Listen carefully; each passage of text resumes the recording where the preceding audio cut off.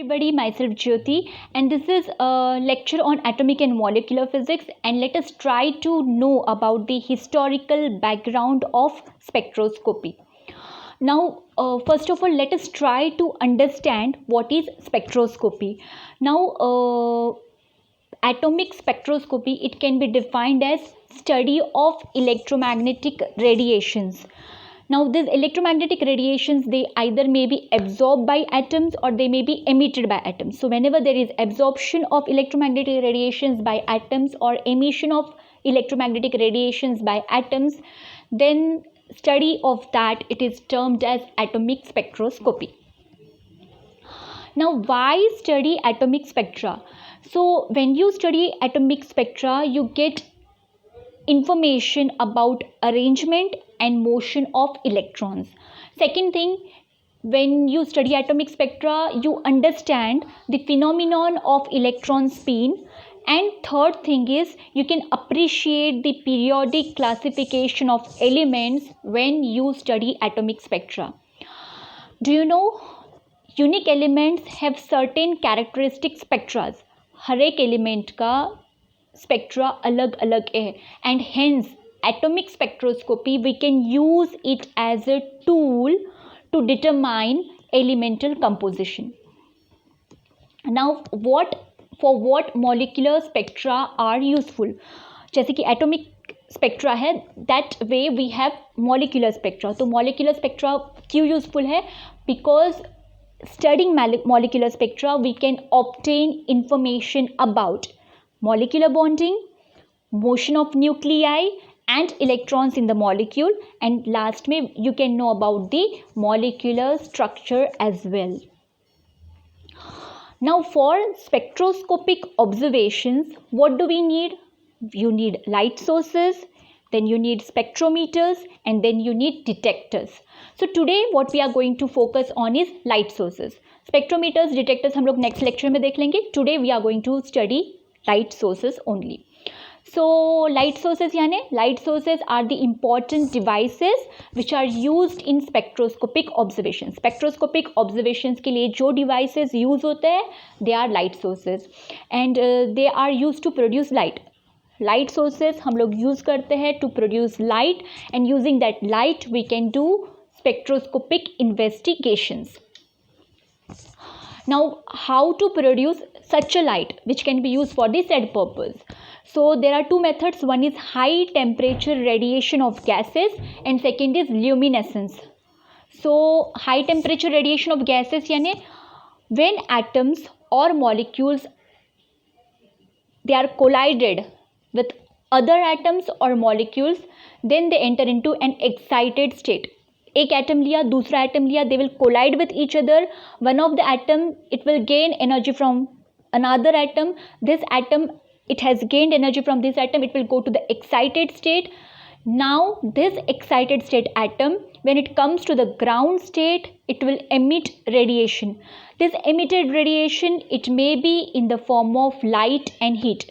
What I said, when one atom, it collides with another atom, there will be a transfer of energy from one atom to another atom. This atom has gained energy, so it will go to the excited state. When it will come from excited state to ground state, it will emit radiation, and this emitted radiation, it may be in the form of light and heat.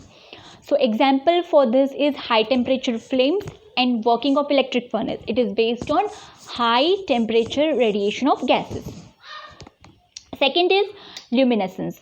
Now this process of luminescence is different from high temperature radiation of gases. This means the kinetic energy of atoms and molecules, collision of atoms and molecules, need not get converted into light and heat. So thus molecules are not excited for generating light. In this process, the electrical discharges obtained as sparks or arcs are used. So electroluminescence. So this can be obtained from devices of different kinds that utilize either DC or AC currents of low and high frequency for their operation. The emission of desired frequency is obtained thus electrically. So as the emission of desired frequency, it is obtained electrically. This method is also called as electroluminescence. Now, since electric current is used in luminescence, the particles which collide with atoms or molecules, they may be ions or they may be electrons.